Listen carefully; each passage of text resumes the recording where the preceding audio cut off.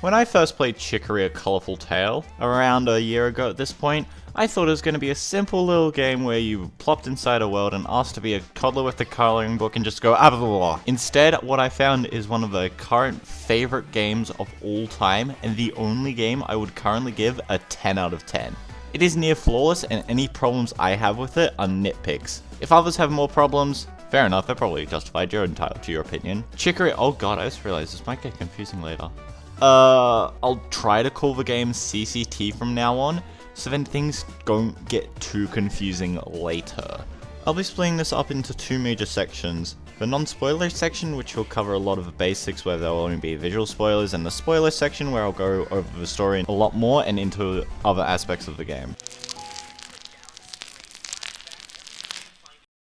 You're the janitor for the current paintbrush wielder Chicory when all the colours get wiped from the world, and now you have a responsibility to paint it all back in and do wielder duties. It sounds pretty basic when I put it like that, but trust me, it gets so much better.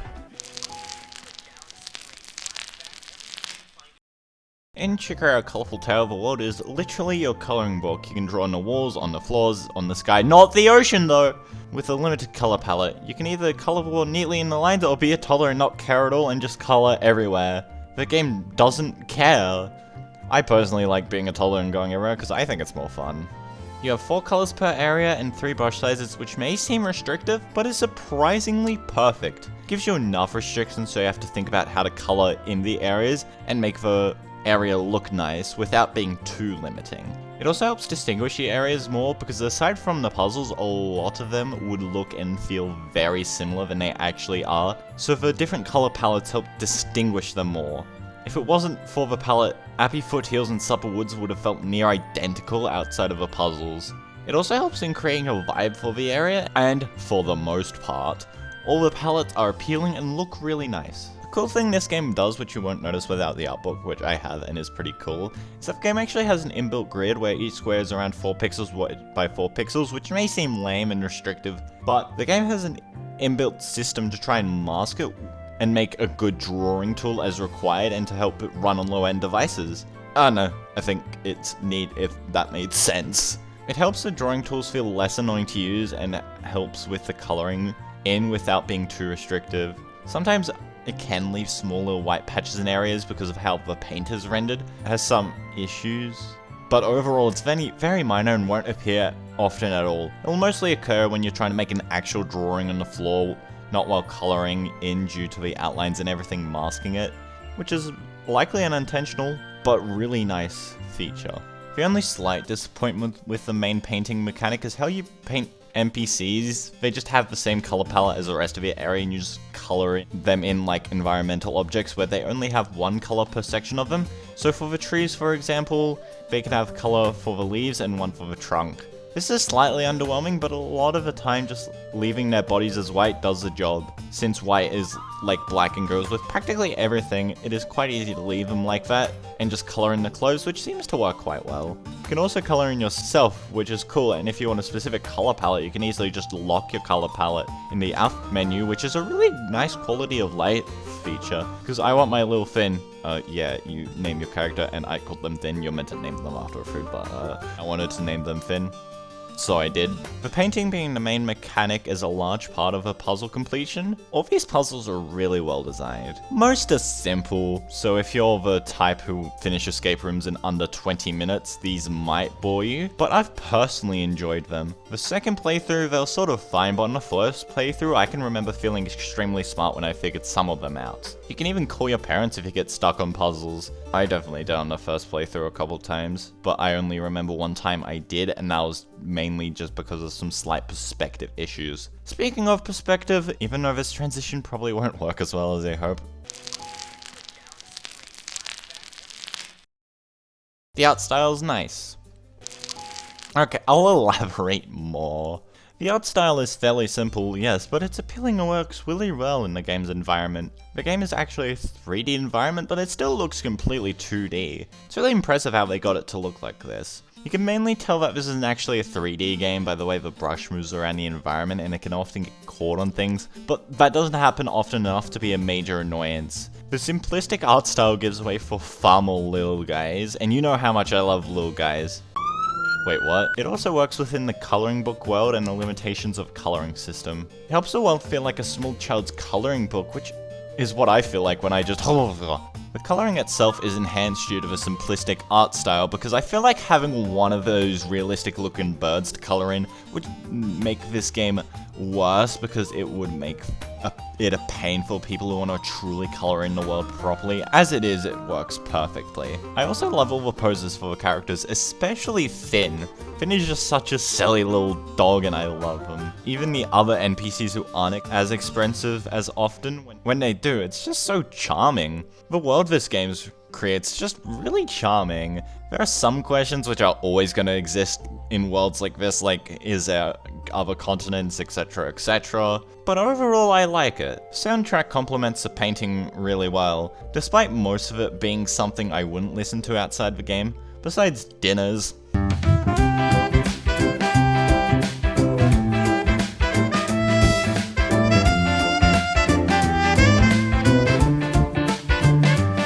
It's not really my cup of tea. Works gorgeously in the game, but yeah, outside it's a bit There's no Sonic the Hedgehog sounds where the songs are that good where I want to go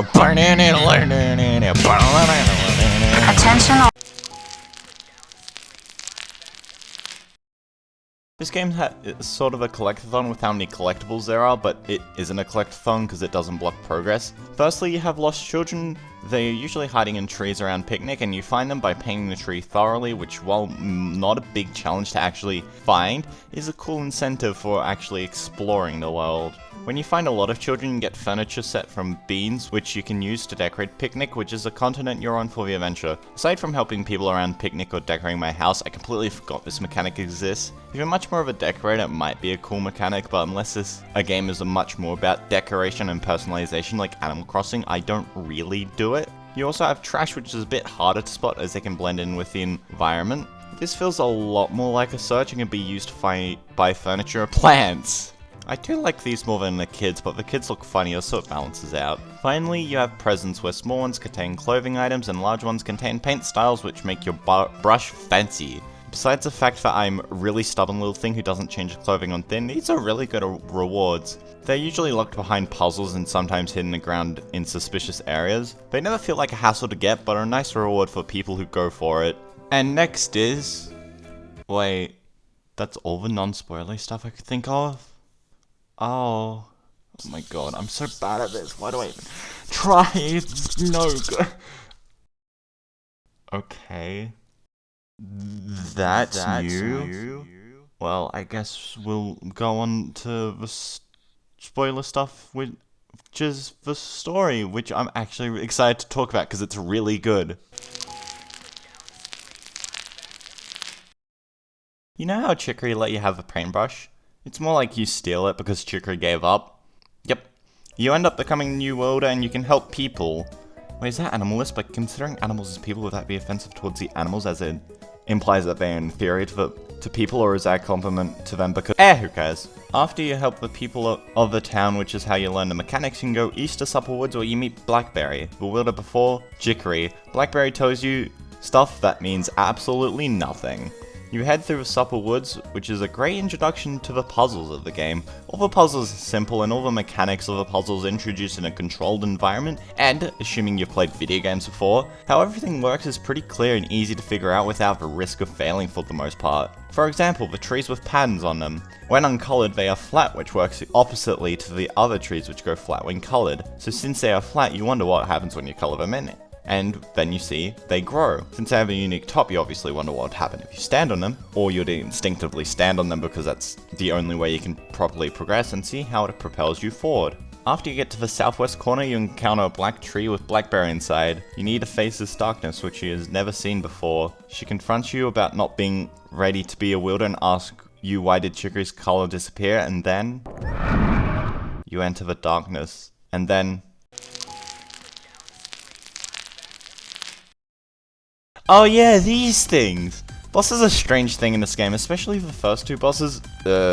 Spoilers for later in the spoiler section, because of course you care. They are more like fears and thoughts around oneself, personified, and that shows what people think of others or themselves. The first two are significantly more abstract, and more difficult to find meaning behind than the later ones, but I sort of like it. It's symbolic of the brush telling you more secrets as the bond grows. The bosses are pretty decent overall.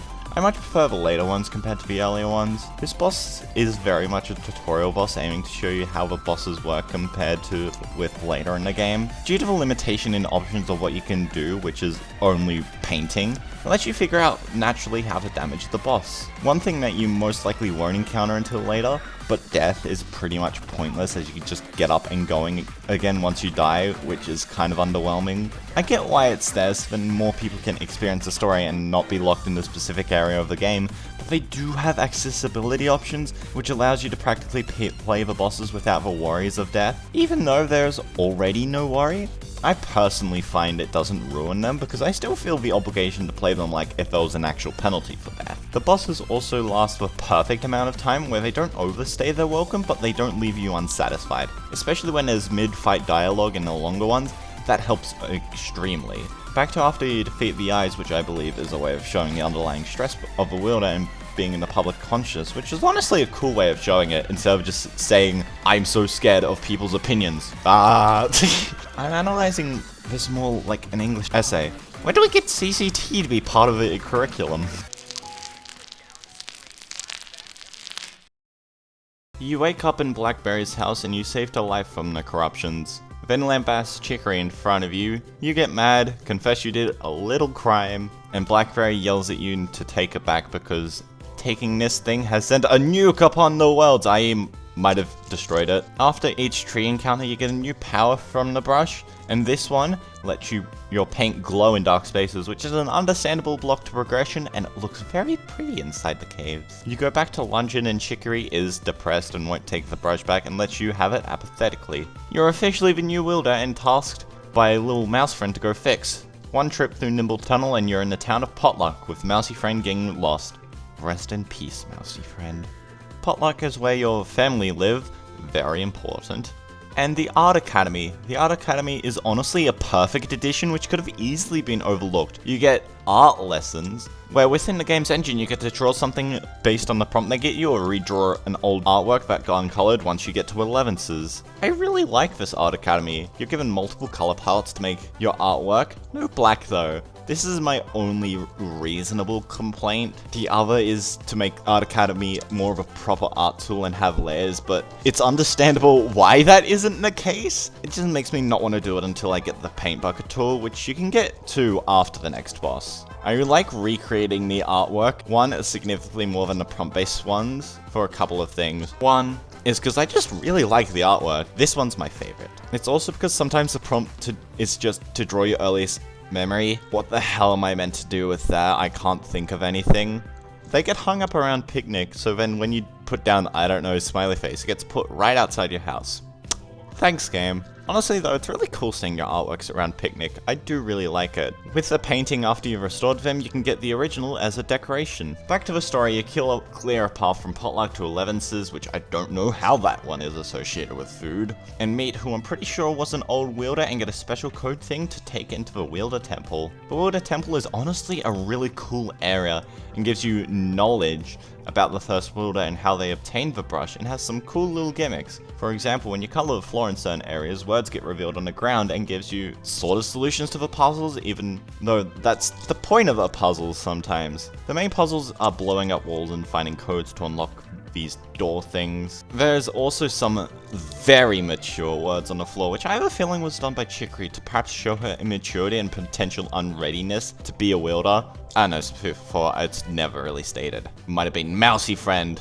Maybe it's a good thing we let him die. The boss of the temple is this weird rabbit thing. It also has some of the coolest parts in the game. It's pretty good. I have a feeling it's meant to represent someone's view on Chicory or Chicory's own perspective of herself, because there aren't really any other rabbits in this game. This is also the most messed up looking box, which kind of makes sense with how the future bosses are meant to be, but it's still a bit strange. After the temple, you get to swim in your paint. Still can't paint on water though. Or swim in water. Yeah. This is honestly the most abused ability in the game because nearly every other ability from this point forward builds on it in some way, and I use it very often because it's essentially a sprint, which also gives you a smaller hitbox. there's really no going back to walking after this. It also has another niche use with these vines, which are very prominent in the next area. After waking up, you go back to the wielder Chicory because you still have no idea what's going on. Tell me, you, poopy heads? So you head back to the wielder Chower with Chicory outside trying to paint again but getting frustrated. She needs new ideas and you suggest yourself. She agrees and uses the brush again. She asks you your favorite color and how you're feeling, and before she'll show you, you have to paint her portrait, which is honestly my favorite sort of painty thing in this game. I just really liked painting Chicory. After you do so, you show them both at the same time. Wait, give me a second. There. Honestly, I love this portrait way more than I probably should, but it just feels so personalized, and I love it. It's so good I use it for my PC background. And my laptop background. Chicory likes your portrait, and Chicory sends you to Gulp Swamp. It's a pretty decent area. Personally, I think it's one of the weaker ones. Overgrey water just makes it not look the greatest, and hard to properly appreciate the area. Puzzles also don't feel very puzzly. It's still a fun area to traverse, and also one of the most unique ones to traverse. The next tree you fight the next phase of probably ancient evil. It's Chicory. She tells you how she's made a big mistake, picking you to be the next wielder. She lambasts you for having no talent. She had no connection to you, and how you're pathetic for considering yourself an artist. Then comes probably top 2 bosses in the game. It's unfortunate it has a dodge mode than attack mode, which makes the fight slightly lesser, but all the attacks feel challenging to avoid while not feeling too hard or too easy, and it has some of the most suspenseful feels to the fights, especially due to the amount of emotional charge behind it. After you wake up from death again, Blackberry tells you that what you saw must have come from Chicory, and honestly, I can't blame you. That is Chicory. So you go and confront her about all this, and she practically breaks. The darkness starts crawling out from underneath her. She's a messed up person. The darkness is her worst thoughts and feelings incarnated. They're all the trees and all the things you saw in the darkness. You try to inquire if she really did pick you as the next real wielder, and she reveals her apathy towards it. That she doesn't care. She wants to be left alone. You slip and have an outburst of your own, then are told to leave. I honestly love the dialogue in this game. I've explained it in a very robotic way, but in-game it actually feels real, like with some slight, yeah, okay, this is obviously not someone really saying it, but it's close enough. I also really like how they approach the misunderstanding / main characters have a fight thing. It's unique in how we don't know for sure if everything she said was her or something else is posing. She doesn't deny, but all this stuff about her being talentless hack she doesn't affirm or deny. She opens up more to you about her, and it's not any specific actions they took, and due to the more parasocial nature of the relationship, it doesn't come off as frustrating. Anyway, Thin Depression arc, whoa! For some stuff I didn't do, because all that felt necessary to cover without any breaks, is the next ability you get was jumping. Yeah, you can't jump without the power of a brush. Honestly, it is a really nice, because it helps traversal around the world, and it makes it easier. And a cool thing it accidentally does is allow 2 different ways to get to Grub Cavern / dinners. Oh yeah, you get bugs to ask you to go down to Feast to help with their tree problem. To get there, you'll most likely arrive at Dinners. It's probably the weakest town and city of the game. It's not bad, but the size is honestly a negative for me, and I'm not a huge fan of the color palette. Outside of one later where it makes sense the way it is, it's the worst one in the game. It does have the best music in the game though.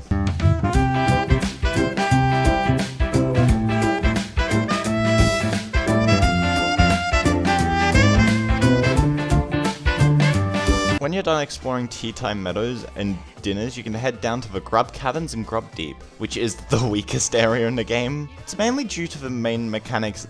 These rock-backed bugs eat your paint. I don't like that. Even when a room isn't on the world map, I still like having it essentially all colored in. These guys don't allow you to do that. You essentially have to create a path for them to progress, and the puzzles with these guys are pretty fun. I do enjoy them, but they're a tad buggy. Who the hell was that? They're very jittery with their movements and can often not follow your paint trail very well, especially when there's other paint in the area. You get distracted by tiny blotches of paint, making the puzzle solving slightly annoying. It also contains It's the section of the game where I have no idea how to move forward because this perspective here makes me think I couldn't jump over to that bug.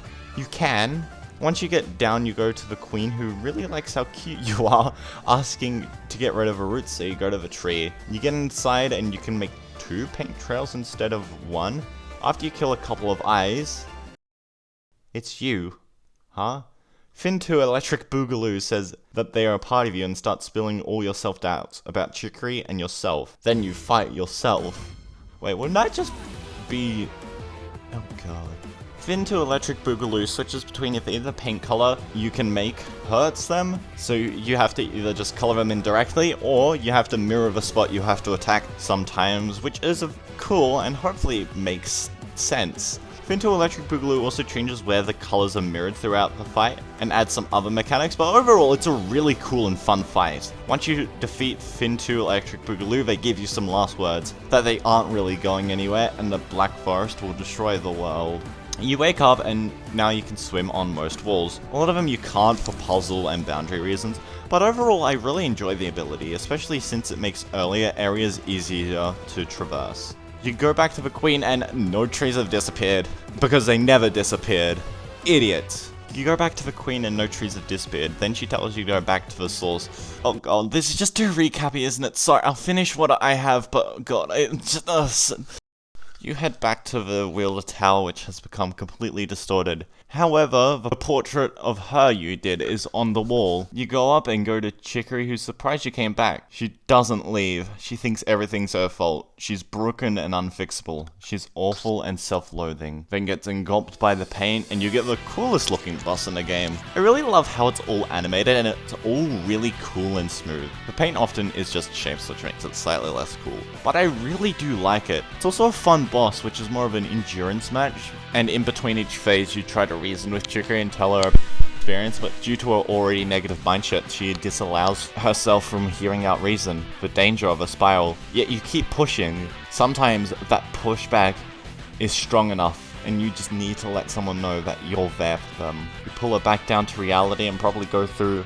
the other you far out, that's a mouthful. The other you saw in the swamp. Chicory comes to the conclusion that it's the brush causing all of this. The brush bringing all the darkness and self-deprecation out of people. Chicory vows to be better and help Finn through the giant mess she made.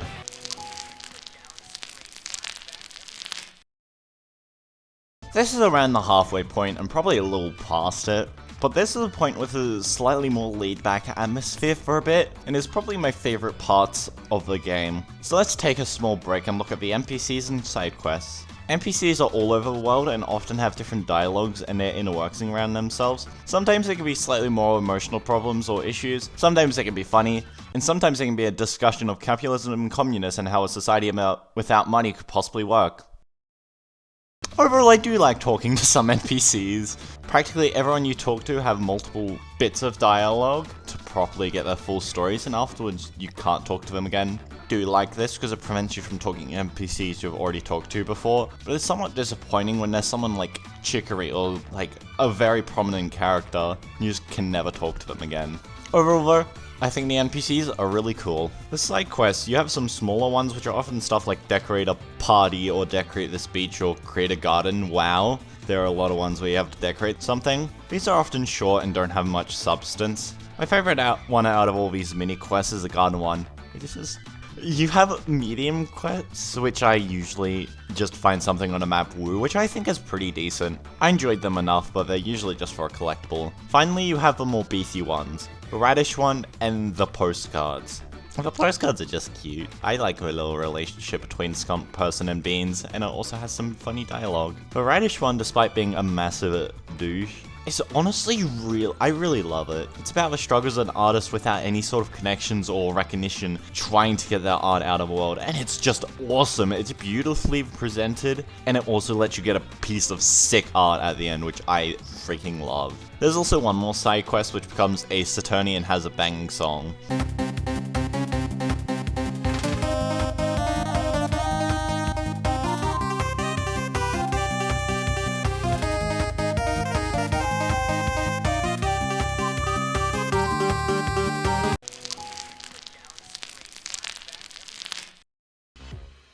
Chicory tells you that the source of corruption is at top of a wielder tower, but you aren't ready to face it yet because you haven't become a true wielder. You have 5 wielder trials located at the corners of Picnic. Sure, buddy. You can tackle these in any order, but I believe that the top right corner should be done last, or at least not done as the first one you do. You also bond with the brush more because you did a boss fight, and you can now color and swim on water. Honestly, outside of progression reasons, these aren't really helpful. It makes one area that you aren't likely to visit, the river, slightly more easier to traverse. It's not a bad ability, it's just not very utilized. This also indicates the point where you can actually go outside of what the map tells you. You see this tiny little thing down in this bottom corner? This was actually my first wielder trial on Spoons Island, which extends much further south than the map actually shows. I'm slightly iffy about this, but due to every area you need to be in a wielder trial for being at least partially on the map, I can deal with it. Spoons Island is probably my favorite location in the game for character development and puzzle reasons. The puzzles are a lot more hectic, and while being slightly confusing on how they fit within the world and not the greatest aesthetics wise, they are by far the most fun. They're also pretty challenging, but nowhere near impossible for someone who doesn't know puzzles. You have to create a path from this thing to wherever the door is. It also has some of the best paths to actually find and get presents and other items. The character development is great, and since this trial is about finding your path as a wielder, each trial has a theme. Why do I even do this? Oh god, this causes Finn and Chicory to just talk about how they have their paths, how Chicory wanted it so desperately, but Finn feels like an accident, that they didn't deserve a brush because they were just a janitor. They aren't even an artist, but just someone who likes helping people, how they have never defined a route in life. But even though they don't think they're cut out for the job, Chicory tells you, I'm flip-flopping between Finn and you, so just bear with me, that there isn't a right way, and as long as your intentions are good, it's a good way to do it. Yeah, honestly, I'm having fun. I'm entertaining at least some people. Shouldn't be so worried about being the greatest of great. I'm just having fun. Oh hey, that weird darkness is gone. What are you staring at? Wait, what the fuck? At the end of a trial, you get to paint your wielder portrait that goes into the tower, and I hate mine so much so you're not seeing it. Wielder Trial 2! This one is about rising to the task as wielder by climbing a mountain. It's pretty decent. The timing puzzles in the winter are surprisingly good mechanics. They're usually pretty negative, but they make it enjoyable. You get another talk about how Finn doesn't feel ready to rise up to the wielder. They imagine someone cool and confident and capital E epic. Then Chicory tells you how that she tried to live up to the expectations of being cool, confident, and capital E kipper, but in the end, it ended up crippling her. She was scared of getting help and felt a large expectation of who she was meant to be, but it wasn't who she was. I just love the messaging that this game gives about how there's no one way to be a person or to be a part of an occupation or be a part of just one right way to do something. I really love how real this little dog feels. Parasocial connections and all. You get to the top of the mountain and you have to sing a song. Well, I'm not cut out for being wielder. Bye bye, have fun, see ya! In all seriousness, I like the song enough. I like the lyrics and how improv and somewhat amateur they feel. I also completely misunderstood what you meant to do here. I thought I had to keep the dots colored in while they were on screen. It turns out it's a rhythm game where you have to tap the dots at the right time. Oops. Still really like the sequence and how the song lyrics reflect how the characters feel. I'll keep going on and on about the character stuff, and it's so great, so I'm just gonna skip the character stuff for the third trial flower collecting. It's pretty good. I like the vines and how they move around and what they come up with to create the puzzles. It's also a pretty neat area. At the end of the trial, you get to see the original brush tree, and you get to plant the flowers you collected all around the tree like all the wielders before you did. The fourth and final trial has the worst looking color palette in the game because it's so hard to tell the differences, but since it's meant to be the most corrupted area in Picnic, it makes sense. I do like this area outside of the fact my game was slowing down a lot for only some things. Some weird reason I only figured this out in a little bit, but the resolution was affecting the speed of some stuff. Only recently, as in this trial and the previous trial. I don't know what was happening. But you enter the tree at the end and find out about the falling out between Blackberry and Chicory, which you did before, but Blackberry feels like it's all her fault and makes up excuses behind the actions, but in the end, becomes remorseful.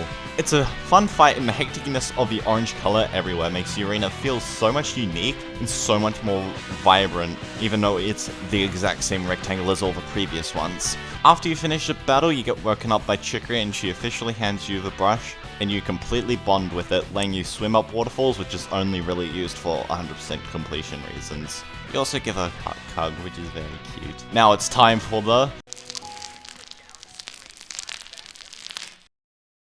You meet Chicory outside the Wilder Tower, and Luncheon has gone completely disordered with trees and roots everywhere and taking on a much more dark color palette. This is such a good way to set the tone by showing all your coloring changing. You talk to Chicory, who comes to the conclusion that you should destroy the brush. It seems to carry all the trauma of all the other wielders. You can fight it, but you have to come to the conclusion that it must be destroyed after this final fight to prevent future disaster. When you go inside the tree, instead of being greeted by BAM! Boss battle, you're greeted by nothing. You wander around the emptiness with it being super intense the longer you roam around, and you expect to get Five Nights at Freddy's. Then you get to a point where a shadowed Chicory appears, and you completely break. You feel unworthy and like you weren't actually chosen. You get engulfed by the pain and have to defeat the eyes until the brush.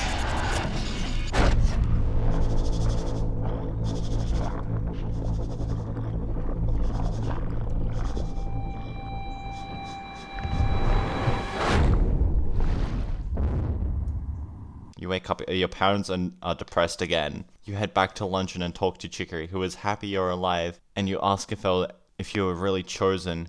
She said that it was only to get the burden off her back, not anything particular about Finn's talent. However, you proved yourself of being worthy through facing the corruption and painting the world and actually wanting it. Now, it feels like it's actually a part of you is gone. However, you can still feel the connection with it. Then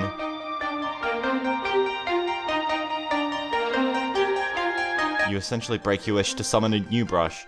Your one. Not one held down by any lineage, which is honestly really cool. I really love this, besides the fact that I broke my wrist. I didn't, but God, it hurt. You climb back up the tower and attempt to face the corruption one last time. You descend through the slowly distorting bedrooms of the previous wielders until... the brush. The true villain this entire time. The extreme expectations, the emotional chain tying each wielder down. Which, honestly... it's so cool. I freaking love this sequence so much. Like, it's so emotional and it just makes sense. I can't explain it, but it's just good. The fight with the brush is also pretty difficult. It's definitely the most difficult. I died a couple times, but it's also really damn cool. The first phase is pretty neato. It's the brush doing brush things. The second phase is a rematch against yourself where they use everything you made and your brush styles against you. Anyway, this phase is pretty cool for that alone. The third phase is Chicory, who you can't damage. All seems lost when Chicory comes back to save you with her own brush, and it's cool! She aids you for the rest of the fight like a second player, and it's just so damn cool. It makes the rest of the fight slightly lesser due to needing to wait until Chicory does stuff to do damage, but I kind of don't care. Chicory fighting alongside you is just too cool to care, and she even dodges the attacks kind of, like she's a second player. Next is Blackberry, which is about the same as the previous one, which was pretty fun. And finally the original brush, before all the chain of the wielders attacks. It's just such a cool fight and the perfect cap to the game, and I'm pretty sure there's some light motifing with the final phase and the mountaintop song. And oh my god, I don't know if that was true, but I feel like I recognized that. It was so cool. You defeat the brush then.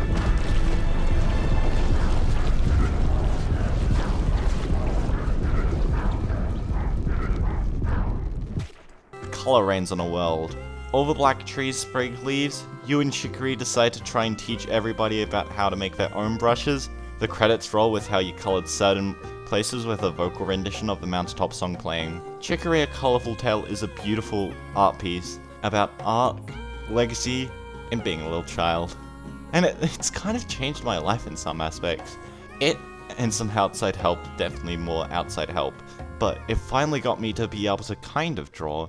Show me how much I love these types of stories, these art stories about struggling people. Its flaws, the surprisingly lot I mentioned, are very minor, and I would genuinely recommend this game to everybody. It's that perfect. Even though it's not perfect, it's close enough to where I have to give it a 10 out of